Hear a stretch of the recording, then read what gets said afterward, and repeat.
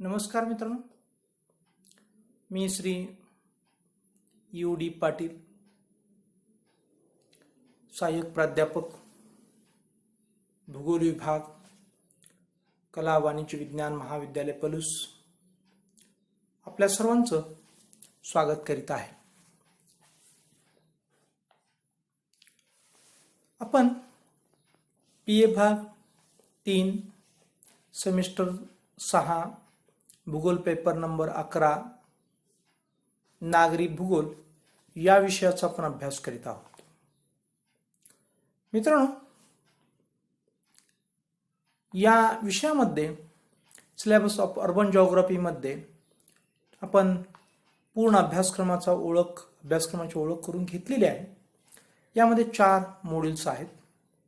या 4 मॉड्यूल्स पैकी आपण पहिल्या मॉड्यूलचा पूर्णपणे अभ्यास केलेला आहे, ज्याला आपण इंट्रोडक्शन टू अर्बन जिओग्राफी असं म्हणतो. याचा अभ्यास आपण केलेला आहे.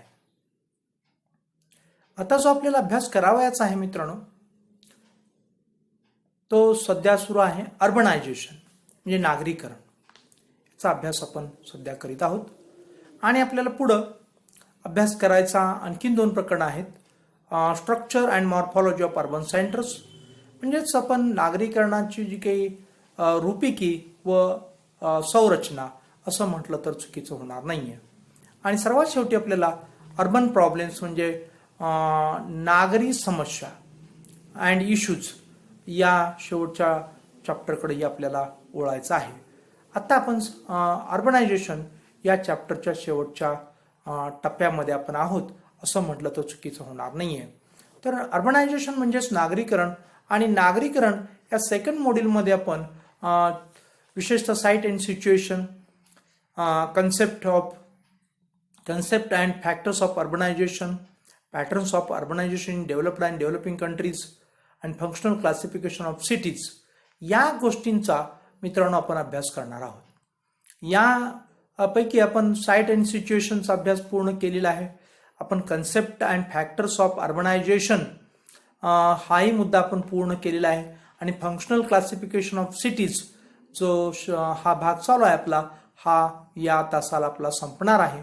आणि मग एकच मुद्दा राहतो, तो आपण पुढील एखाद्या तासामध्ये संपवून या प्रकरणाच्या अभ्यासक्रमाला आपण पूर्णविराम देणार आहोत. आतापर्यंत आपण या प्रकरणामध्ये मित्रांनो जो अभ्यास केला तो नगरे व शहरांचे स्थान व स्थिती. यामध्ये प्रथम आपण स्थान व स्थितीचा नगराच्या शहराशी काय संबंध आहे हे समजून घेतल्यानंतर नगरे व शहरांचे स्थान आपण अभ्यासले. आणि त्यानंतर मित्रांनो आपण स्थानाच्या अभ्यासानंतर आपण प्रमुख महत्त्वपूर्ण गोष्ट म्हणजे की नगराच्या स्थानावर परिणाम करणारे जे घटक आहेत ते घटक, त्यामध्ये भूरचना असेल, पाणी पुरवठा असेल, जमीन असेल, हवामान असेल, दळणवळण असेल, आर्थिक घटक असेल, सामाजिक घटक असेल, या सर्व घटकांचा मित्रांनो आपण अभ्यास केला. आणि या अभ्यासानंतर मित्रांनो आपण नगर किंवा शहरांच्या काही स्थानांचे प्रकार व महत्व आहेत हे आपण पाहिले. त्यामध्ये सुरक्षित स्थान, नदी किनाऱ्याचे स्थान, पक्क्या रस्त्यांच्या बाजूचे स्थान, सीमावर्ती स्थान, कालव्याचे स्थान, दऱ्यांचे स्थान, वायुमार्गाचे स्थान, तीर्थस्थान, पाणी पुरवठ्याचे स्थान, शिक्षणाचे स्थान, स्वास्थ्य प्रस्थाने, बंदरांचे स्थान, शिल्प केंद्रांचे स्थान, लष्करी छावण्यांचे स्थान व भूरचनेच्या संदर्भात नगरे व शहरांचे स्थान. मग त्याच्यामध्ये पर्वतीय स्थान, तटवर्ती स्थान, द्वीपीय स्थान, या सर्व गोष्टींचा आपण अभ्यास केल्यानंतर नगरांच्या किंवा शहरांच्या स्थितींचा आपण अभ्यास केला. आणि त्यामध्ये मित्रांनो नगरांच्या स्थितींचे प्रकार आपण केले. त्याच्यामध्ये कृषी क्षेत्र स्थिती, खनिज क्षेत्र स्थिती, वन क्षेत्र स्थिती, दळणवळण क्षेत्र स्थिती, औद्योगिक क्षेत्र स्थिती, प्रादेशिक क्षेत्र स्थिती, या स्थितीच्या प्रकारासोबतच आपण त्याचे महत्त्व पण अभ्यासले. आणि मग नंतर आपण नागरीकरण या प्रक्रियेकडे वळलो. आणि नागरीकरणामध्ये आपण नागरीकरण ही संकल्पना पाहिली. आणि त्यामधील ह्या नगर किंवा ज्याला आपण अर्बन म्हणतो, या अर्बन शब्दाची उत्पत्ती कशी झाली या सर्व गोष्टींची आपण मित्रांनो चर्चा केली. आणि त्यानंतर आपण नागरीकरणाचे जे घटक आहेत या घटकांचा अभ्यास केला. त्याच्यामध्ये नागरीकरणाचे भौगोलिक व प्राकृतिक घटक, त्यामध्ये मित्रांनो भूरचना, हवामान, पाणी पुरवठा, कृषी व्यवसाय, पर्यटन व मनोरंजन केंद्रामुळे नागरी विकास, सागरी किनाऱ्यावर बंदरांच्या स्थापनेमुळे नागरी विकास, औद्योगिक व व्यापारी घटक, खाणकाम, औद्योगिकरण, जंगल संपत्ती, दळणवळण, व्यापार या सर्व गोष्टींचा मित्रांनो आपण अभ्यास केला. त्यानंतर आपण सांस्कृतिक घटक, त्यामध्ये धार्मिक घटक, शैक्षणिक घटक, ऐतिहासिक घटक, शासकीय घटक, राजकीय घटक अशा अनेक घटकांचा अभ्यास की ज्याला आपण नागरीकरणाचे घटक म्हणलेला आहे, या घटकांचा अभ्यास केल्यानंतर मित्रांनो आपण या मुद्द्यापर्यंत पोहोचलोय की नगरे व शहरांच्या कार्यानुसार वर्गीकरण. यामध्ये आपण आतापर्यंत ऐतिहासिक नगरे किंवा प्रशासकीय नगरे, व्यापारी नगरे, शैक्षणिक नगरे, धार्मिक ठिकाणे, बंदरांची ठिकाणे, दळणवळणाची केंद्रे किंवा नगरे, खाणकामांची नगरे, औद्योगिक नगरे या सर्व नगरांचा आपण किंवा या कार्यानुसार जे काही वर्गीकरण बघतोय त्या वर्गीकरणामध्ये या प्रकारांचा आपण अभ्यास केलेला आहे. आणि त्यानंतर आपण मासेमारी जी काही केंद्र आहेत किंवा नगर आहेत याकडं आपण आज मित्रांनो वळणार आहोत की हे सुद्धा एक कार्य आहे मित्रांनो एखाद्या विशेषतः नगराचं. तुम्हाला की मासेमारीची जी काही केंद्र आहेत ती केंद्र काही समुद्रात असतात काही नाही. मासेमारी कार्य करणारी जी काही लोक असतात ते एखाद्या गावामध्ये किंवा एखाद्या नगरामध्ये जर जास्त असतील तर त्याला आपण मासेमारीची केंद्र किंवा नगर असं म्हटलेलं आहे. आणि मग अर्थातच ती मासेमारी नगर जी काही शहरामध्ये चालते समुद्रामध्ये चालते आणि त्या मासेमारीच्या संबंधित जास्तीत जास्त लोकसंख्या त्या नगरामध्ये केंद्रित झाली असते, म्हणून त्यांना मासेमारीची केंद्र किंवा नगर असं म्हणतात. विशेषतः अशी ठिकाणे ही समुद्र काठी किंवा समुद्र ठिकाणी वसलेली आपल्याला पाहायला मिळतात पहा, आणि म्हणूनच ती मासेमारीची केंद्र म्हणून उदयास येतात. आणि अनेक लोक यामध्ये या व्यवसायामध्ये गुंतलेले असतात की जसं मासे वाळविणे, मासे खारिवणे, मासे हवाबंद डब्यामध्ये बंद करणे, माशांच्यापासून तेल काढणे, माशांच्यापासून खत तयार करणे किंवा मासेमारीसाठी गळ तयार करणे, मासेमारीसाठी जाळ्या तयार करणे किंवा मासेमारीसाठी बोटी तयार करणे, मासेमारीसाठी मोठ्या जहाजे तयार करणे, अशा अनेक व्यवसायामध्ये हे मासेमारी केंद्र किंवा नगरातील लोक मित्रांनो गुंतलेली असतात. त्याच्यामध्ये मित्रांनो भारतातील रत्नागिरी, मालवण, बेंगुर्ला, कॅनडातील हॅलिफॅक्स ही मासेमारीची केंद्र आहेत. विशेष महत्त्वपूर्ण गोष्ट म्हणजे की या केंद्रांचं पूर्वीचं जे काही कार्य आणि आत्ताचं कार्य याच्यामध्ये जमीन आसमानचा फरक आहे. पूर्वी ही जी काही मासेमारीची केंद्र किंवा नगर होती ही निसर्गाला अनुरूप असं कार्य करत होती. अलीकडच्या काळामध्ये यांचं जे कार्य आहे हे निसर्गाला अनुरूप असं राहिलेलं नाही, हे मित्रांनो या ठिकाणी आपण लक्षात घेणं आवश्यक आहे.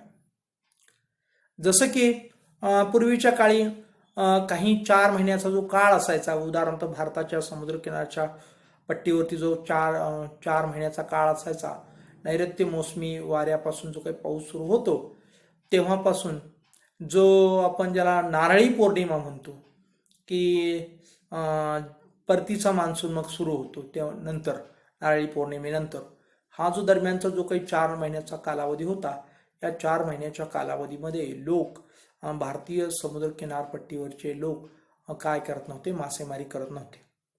आणि या दरम्यान काय व्हायचं समुद्रामध्ये की मासेमारी उत्पत्तीस पोषक वातावरण असायचं आणि मग मासेमारीची पैदास सुद्धा भरपूर व्हायची आणि मग नारळी पौर्णिमेनंतर लोक पुन्हा मासेमारी व्यवसायाकडे वळायचे. असं जगभरामध्ये आपल्याला निसर्गाला अनुरूप म्हणजे माशांची सुद्धा पैदास होऊ द्यायला काही समय, काही काळ, काही वेळ आपण दिला पाहिजे, अशा प्रकारची जाणीव पूर्वीच्या मासेमारी करणाऱ्या लोकांच्या मध्ये होती. परंतु अलीकडे लोकांच्या मधला जो काही हव्यास आहे हा हव्यास प्रचंड वाढल्यामुळं मित्रांनो अशा प्रकारची जाणीव आज तरी या लोकांच्या मध्ये पाहायला मिळत नाही. आणि म्हणून अनेक समस्या त्या ठिकाणी पाहायला मिळतात. उदाहरणार्थ की आपण बघतो की मासेमारींच्या या वाढीस पोषक असं वातावरण असतं तेव्हा त्या ठिकाणी आपण हस्तक्षेप केला नाही पाहिजे, याकडं दुर्लक्ष करून आज लोक वर्षाचे 12ही महिने दिवसाचे 24ही तास सतत कार्यरत असल्यामुळं त्यांचा या पैदाशीमध्ये हस्तक्षेप वाढलेला आहे आणि मग पैदाशीवरतीच परिणाम झालेला आहे असं म्हटलं तर चुकीचं होणार नाही. अशा समस्या निर्माण होत आहेत मित्रांनो. आणखीन काय होतंय की कशा प्रकारे यांचं कार्य सुरू असतं की सतत ही जी काही मोठी ट्रॉलर्स किंवा जहाजं समुद्रामध्ये 24 तास मासेमारी करत असतात आणि वर्षाचे 12ही महिने करत असतात. ती जहाजं कधी किनाऱ्यावरती लागतच नाहीयेत.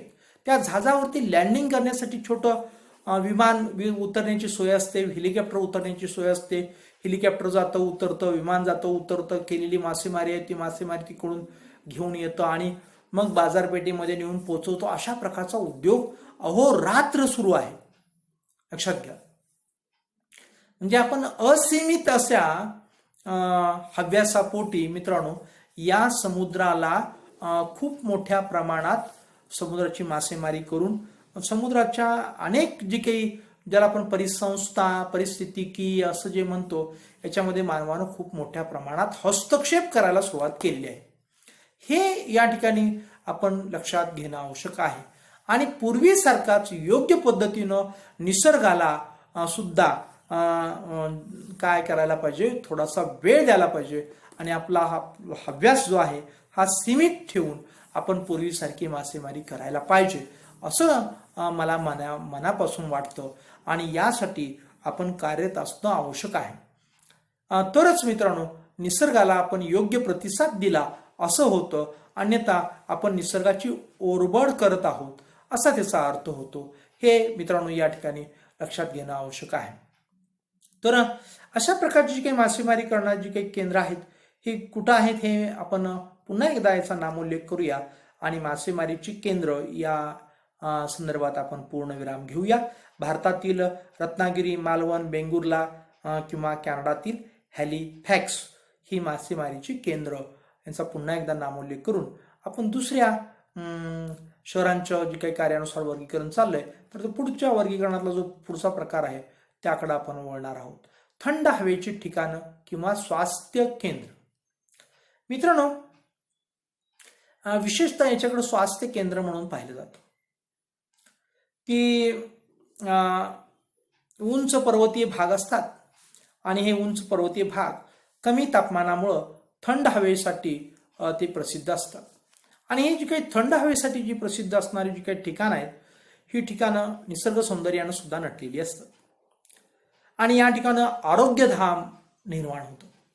म्हणजे काय होतं की या विशेषतः की मुंबईसारख्या महानगराचं उदाहरण आपण घेऊया. मुंबईसारखी जी काही महानगरी आहे ही महानगरी औद्योगिक नगरी म्हणून, बंदरांची नगरी म्हणून, प्रशासकीय नगरी म्हणून अनेक कार्यासाठी मल्टी पर्पज सिटी असं म्हटलं तरी सुद्धा चुकीच होणार नाही. अशी ही महत्त्वपूर्ण असणारी नगरी किंवा महानगरी किंवा महामाया तिथं बसलेली आहे आणि ही महामाया त्या ठिकाणच्या लोकांना झोपूच देत नाही. 24 तास कार्यरत लोक असतात आणि सतत शिफ्ट बदलत असतात. या सारख्या शहरांच्या मधून प्रचंड असं पाण्याचं प्रदूषण असतं, हवेचं प्रदूषण असतं, ध्वनीचं प्रदूषण असतं, सततची धावपळ असते, सततचा ताणतणाव असतो. यामुळे या ठिकाणचे लोक अनेक रोगानं ग्रस्त असतात, त्रस्त असतात. मग त्या ठिकाणी पहा की त्यांच्या आरोग्याच्या सुविधेचा प्रश्न निर्माण होतो तेव्हा डॉक्टर लोक चिंतित होतात आणि डॉक्टर लोक सुद्धा त्या ठिकाणी या लोकांना काय सांगावं, आपण यांचं आरोग्य कसं सुधारलं पाहिजे याविषयी ते चिंतन मनन करतात आणि काय म्हणतात पेशंटना, पहा की तुम्हाला जगायचं असेल तर श्वास घेणं बंद करा. मुंबईमध्ये जगायचं असेल तर तुम्हाला श्वास घेणं बंद करा. अरे श्वास घेणं बंद करा म्हणजे मराच. पण डॉक्टर म्हणतात की जर मित्रांनो तुम्ही श्वास घेत राहिला तर तुम्ही निरोगी निर्व्यसनी जीवन तुमचं जे आहे ते या ठिकाणच्या प्रदूषित हवेमुळं ते दूषित बनणार आहे. दररोज तुम्ही 15-20 सिगरेट पिल्यासारखा हा दूषित वायू आपल्या तुमच्या फुफ्फुसामध्ये जातोय आणि तुम्ही बाहेर सोडताय आणि यामुळे तुम्हाला अनेक प्रकारचे रोग होण्याची शक्यता आहे. आणि म्हणून तुम्ही अधूनमधून हे मुंबई हे शहर सोडायला हवं आणि स्वास्थ्य केंद्रांच्या ठिकाणी किंवा मोकळ्या हवेच्या ठिकाणी जाऊन राहायला हवं, अशा प्रकारचं मार्गदर्शन ते करतात. आणि मग जी काही लोणावळा असेल किंवा महाबळेश्वर असेल किंवा माथेरान असेल, अशी जी ठिकाणं आहेत ही स्वास्थ्य केंद्र म्हणून सुरुवातीला विकसित झालेली आपल्याला पाहायला मिळतात. आणि नंतर मग शेवटचा जो प्रकार आपण म्हणतो की अलीकडच्या काळामध्ये पर्यटन नगरे, हा नंतर त्याला दर्जा प्राप्त झाला. पण सुरुवातीचा दर्जा मित्रांनो त्यांचा होता हा स्वास्थ्य केंद्र म्हणूनच होता. आणि मग त्या ठिकाणी लोक जाऊ लागली, स्वच्छ हवेमध्ये राहू लागली, मोकळी हवा खाऊन पुन्हा ताजीतवानं होऊन पुन्हा ती कामाला येऊ लागली. तर अशा ह्या संकल्पनेतून ह्या स्वास्थ्य केंद्रांची निर्मिती झालेली आपल्याला पाहावयास मिळते पहा. आणि या ठिकाणी मित्रांनो हजारो लोक येतात आणि या हजारो लोकांना जे काही सोयी सुविधा पुरवण्यासाठी सुद्धा कायमचे लोक त्या ठिकाणी येऊन राहिलेले आपल्याला पाहायला मिळतात. हे या ठिकाणी आपण लक्षात घेण्यासारखी अत्यंत महत्त्वपूर्ण गोष्ट आहे. आणि मग त्या ठिकाणी लॉजिंग, बोर्डिंग, हॉटेल्स किंवा आकर्षक वस्तूंची दुकानं आपल्याला पाहायला मिळतात. आणि उदाहरण सांगायची झाली तर भारतातील शिमला, दार्जिलिंग, कुलू मनाली, मसुरी, नैनिताल, अबू, महाबळेश्वर, माथेरान, उटी, इंडोनेशियातील बांडुंग, स्वित्झर्लंडमधील जिनिव्हा इत्यादी जी काही ठिकाणं आहेत, ही ठिकाणं मित्रांनो थंड हवेची ठिकाणं म्हणून विकसित झालेली आपल्याला पाहायला मिळतात. आणि तिथं फक्त स्वास्थ्य हा हेतू लक्षात घेऊन स्वास्थ्याच्या दृष्टिकोनातून तिथं सर्व काही कार्य चालतात. जसं की विविध खेळ असतात, विविध प्रकारचे त्या ठिकाणी योगासनं, प्राणायाम, अशा प्रकारचे जे काही आरोग्यप्रद गोष्टी त्या ठिकाणी चालतात. त्याचबरोबर पहा आयुर्वेदिक दवाखाने असतात. अलीकडच्या काळामध्ये इतरही दवाखाने त्या ठिकाणी आले, ज्याला आपण ॲलोपॅथी, होमिओपॅथी म्हणतो, तेही दुकानं किंवा दवाखाने आलेले आहेत असं म्हटलं तर चुकीचं होणार नाही. पूर्वी फक्त त्या ठिकाणी नॅचरोपॅथी चालायची. तर यानंतर शहरांचे कार्यानुसार वर्गीकरणामध्ये पुढचा जो प्रकार आहे त्याच्यामध्ये पुन्हा प्रस्थापित ठिकाणे, हे अत्यंत महत्त्वपूर्ण ठिकाणं आहेत पहा मित्रांनो. याकडं आपण थोडंसं लक्ष देऊया. आणि ही ठिकाणं भारतात सुद्धा अशा प्रकारची ठिकाणं आपल्याला पाहायला मिळतात. बाहेरून म्हणजे देशाच्या बाहेरून स्थलांतर होऊन आलेल्या लोकांकरिता स्थापन केलेल्या ठिकाणांना पुन्हा प्रस्थापित ठिकाणे असे म्हणतात. विशेषतः देशाची जी काही फाळणी झाली, इंग्रज जेव्हा देशाला स्वातंत्र्य बहाल करून गेले, तेव्हा त्यांच्या धोरणानुसार आणि स्थानिक नेत्यांच्या चुकीच्या हट्टानुसार आपल्या देशाची फाळणी झाली. आणि त्यामध्ये मित्रांनो आपल्या देशाचे 2 तुकडे झाले. एक झाला भारत, एक झाला पाकिस्तान. आणि हे सरळ विभाजन होतं हे धर्मावरती आधारित होतं. आणि मग ज्या ठिकाणी मुस्लिमांचं प्राबल्य होतं तो पाकिस्तान झाला, ज्या ठिकाणी हिंदूंचं प्राबल्य होतं तो भारत झाला. आणि मग मित्रांनो आपल्याला परिस्थिती अशी निर्माण झाली की भारताच्या दोन्ही बाजूला 2 पाकिस्तान झाले, एक पूर्व पाकिस्तान, एक पश्चिम पाकिस्तान, अशी परिस्थिती निर्माण झाली. आणि मध्ये भारत, अशी परिस्थिती विशेषतः उत्तर भारताच्या बाजूला आपल्याला अशी परिस्थिती निर्माण झालेली आपल्याला पाहायला मिळत होती. आणि अशा चुकीच्या निर्मितीमध्ये शांती निर्माण होणं अशक्य होतं. आणि मग काय झालं की असं परफेक्ट असे हे रिजन होते असं म्हणता येत नाही की पाकिस्तानला गेलेला जो काही रिजन किंवा प्रदेश होता तिथं हिंदू नव्हते असं नाही आहे, तिथं हिंदू होते. आणि भारताला आलेला भूभाग जो होता तिथं मुस्लिम नव्हते असं नाही, तिथंही मुस्लिम होते. परंतु अधिक प्राबल्य पाकिस्तानमध्ये मुस्लिमांचं होतं आणि अधिक प्राबल्य भारतामध्ये हिंदूंचं होतं. आणि मग भारतामध्ये जे मुस्लिम होते त्यांना आपण इथं सुरक्षित आहोत याची खात्री होती. परंतु अशा प्रकारची खात्री मित्रांनो पाकिस्तानमध्ये जे हिंदू होते त्या लोकांना नव्हती. किंबहुना त्या लोकांना प्रचंड असा मानसिक ताण, मानसिक शारीरिक असा छळ झाला, त्यांची संपत्ती लुटली, त्यांच्यावरती असे खूप अत्याचार झाले. आणि मग तिथले असणारे जे काही हिंदू आहेत ते आपोआपच तो भाग सोडून फाळणीनंतर पुन्हा भारतात आले. आणि मग भारतात आल्यानंतर अशा निर्वासित लोकांना त्यांच्यासाठी मग मित्रांनो काय झालं की हे आपल्या भारत देशातील विविध राज्यामध्ये येऊन राहिले. उदाहरणार्थ पंजाब, उत्तर प्रदेश, मध्य प्रदेश, राजस्थान, पश्चिम बंगाल इत्यादी राज्यामध्ये येऊन हे लोक राहिले. आणि या लोकांच्या पुनर्वसनाकरिता त्रिपुरी, निलोखेडी, फरीदाबाद, गोविंदपुरी, प्रतापनगर, कुबेरनगर, उल्हासनगर, बेशगड, फुलिया, गांधीनगर इत्यादी नवीन नवीन ठिकाणं मित्रांनो वसवण्यात आली. आणि मग याला प्रस्थापित ठिकाणं असं आपण या ठिकाणी नाव त्यांना दिलेलं आहे. आणि ह्यांची जी काही कार्य विशेषतः हे लोक कालांतरानं व्यापारामध्ये, उद्योगामध्ये व्यस्त झाले, पुढं आले, हा भाग वेगळा. परंतु सुरुवातीच्या काळामध्ये ह्यांना खूप संघर्ष करावा लागला, हे आपण या ठिकाणी विशेष उल्लेखनीय गोष्ट आहे.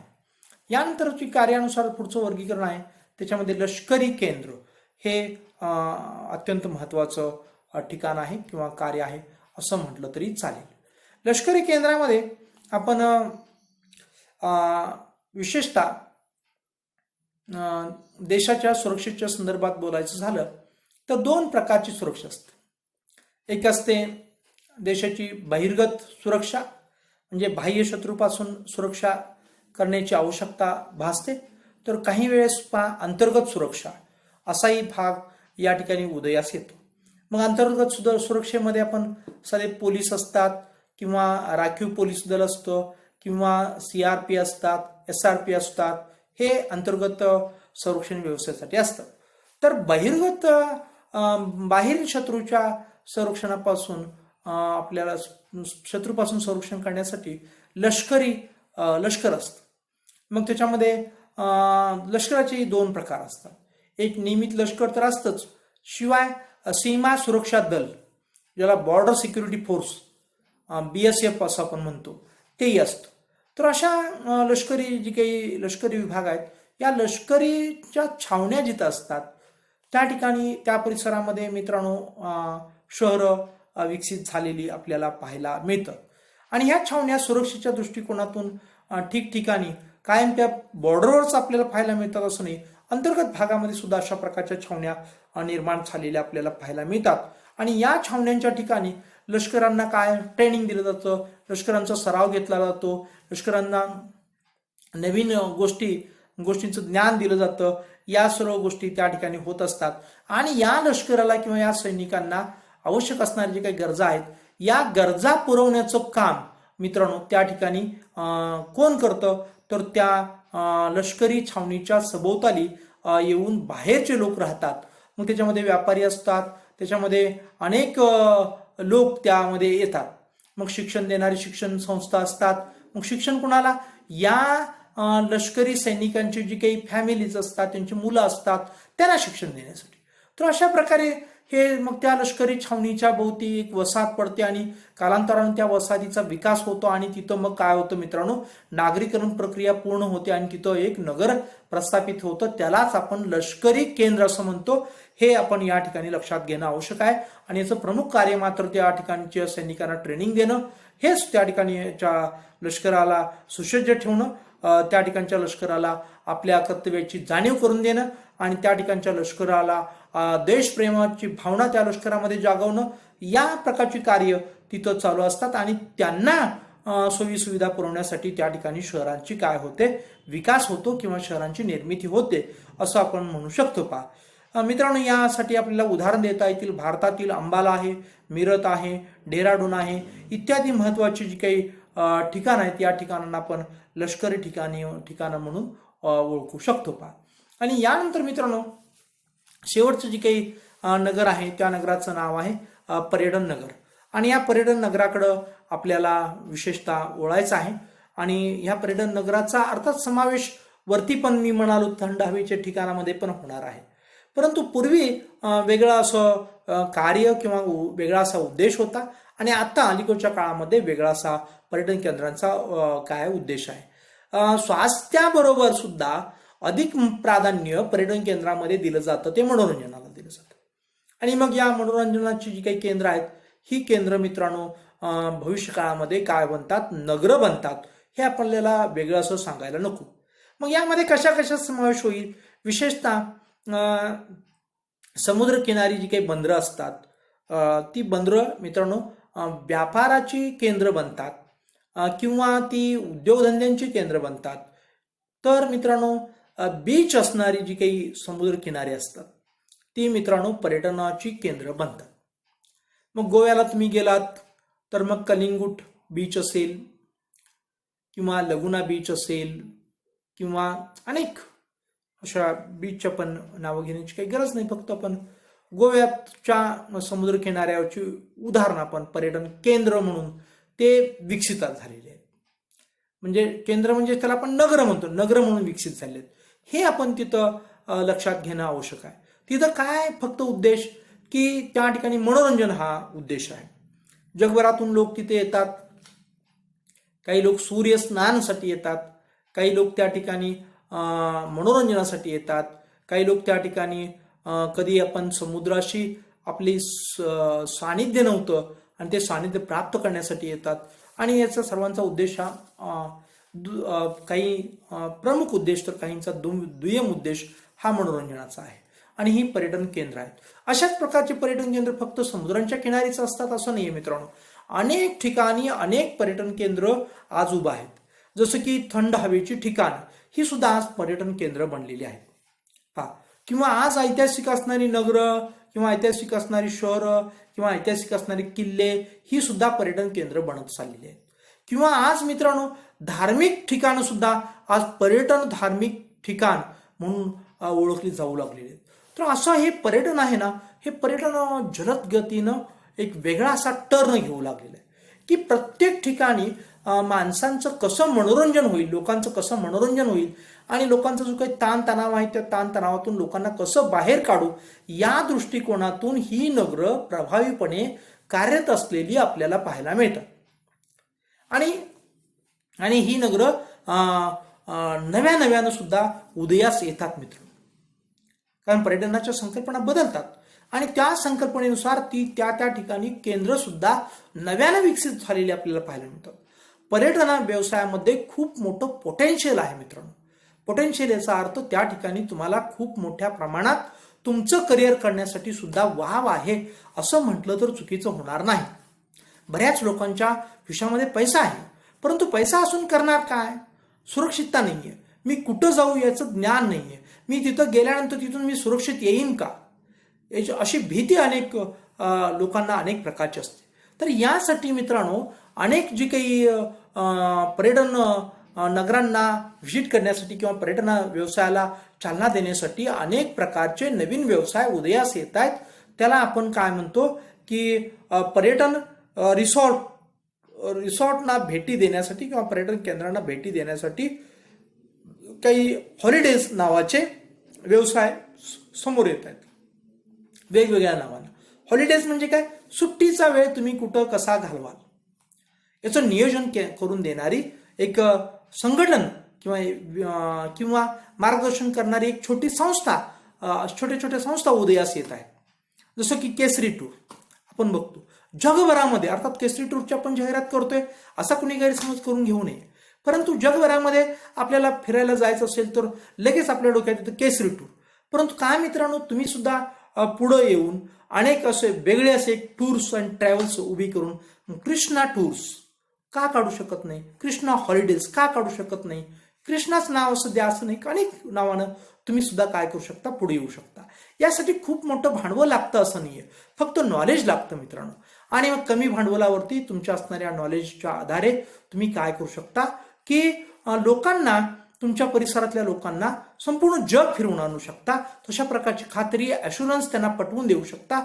एकदा का तुमचा विश्वास लोकांच्या मध्ये निर्माण झाला किंवा तुम्ही त्यांचा विश्वास संपादन केलात तर प्रत्येक हॉलिडेजच्या वेळेस हे लोक तुमच्याकडेच येणार आहेत आणि तुमच्या मार्फतच सहलीला जाणार आहेत. कुठं केसरीवाल्यांना शोधायला जाणार नाही. तुम्ही सुद्धा लोकली अशा प्रकारच्या या व्यवसायामध्ये उतरू शकता, लक्षात घ्या. किंवा तुम्ही पर्यटन केंद्रांच्या ठिकाणीच राहत असाल तर त्या ठिकाणी सुद्धा तुम्ही अनेक व्यवसाय करू शकता. किंवा त्या ठिकाणी तुमच्याकडे व्यवसाय करण्यासाठी भांडवल खूप मोठं असेल तर हॉटेलिंगसाठी सारखे व्यवसाय करू शकता. कमी त्याच्यापेक्षा भांडवल असेल तर तुम्ही पर्यटन वाहतूक व्यवस्थेमध्ये उतरू शकता. त्याच्यापेक्षा कमी भांडवल तुमच्याकडे असेल तर मित्रांनो, जी काही पर्यटनासाठी असणार जी काही बाजारपेठामध्ये जे छोटे मोठे व्यापार चालतात त्याच्यामध्ये तुम्ही उतरू शकता. त्याच्यापेक्षा कमी भांडवल असेल, तुम्ही बिनभांडवली असाल तर तुम्ही गाईड म्हणून उतरू शकता. थोडंसं भांडवल किंवा थोडीशी खटाटूप हातपाय मारण्याची तुमची तयारी असेल तर मी आता म्हणाल तशा प्रकारे हॉलिडेज गाईड्स करणारी जी काही छोटी छोटी केंद्र उदयास येतात तशा प्रकारची केंद्रच तुम्ही स्थापित करू शकता. आणि तुम्हाला स्वतःचा असणारा व्यवसाय सुद्धा या पर्यटन नगरं तुम्हाला पुरवू शकतात. आणि यातूनच मित्रांनो ही नगरं उदयास आलेली आहेत. मी हे सर्व मार्गदर्शन करतो, हे तुम्ही माझे विद्यार्थी जे आहात हे खेड्यातील विद्यार्थी आहात आणि म्हणून तुम्हाला अशा प्रकारचं मी मार्गदर्शन करतोय की तुम्ही पर्यटन व्यवसायामध्ये पर्यटनच्या संदर्भात तुम्ही उतरू शकता. पर्यटन नगरामध्ये जाऊन राहिलं पाहिजे असं नाहीये. तुमच्या अवतीभोवतीचं, तुम्ही खेड्यात असाल तर तुमच्या अवतीभोवतीचं बऱ्यापैकी मोठं नगर बघून तुम्ही त्या ठिकाणी येऊन तुमचं एक छोटंसं कार्यालय आणि एक कॉम्प्युटर आणि 1-2-3 लोक यांच्या सहाय्यानं अशा प्रकारच्या सेवा पुरवू शकता. आणि त्या नगराचाही विकास होईल, तुमचाही विकास होईल, तुम्हालाही रोजीरोटी मिळेल. आणि या म्हणून मी म्हणालो की पर्यटन नगर आहेत यामध्ये आज तरी खूप मोठ्या प्रमाणात तुम्हाला मित्रांनो स्कोप आहे असं मी निश्चितपणे सांगू शकतो. तेव्हा नगरांचे जे काही कार्यानुसार वर्गीकरण आहे हे वर्गीकरण या ठिकाणी आपण संपवलेलं आहे. तेव्हा धन्यवाद मित्रांनो, या ठिकाणी आपण थांबूया. धन्यवाद.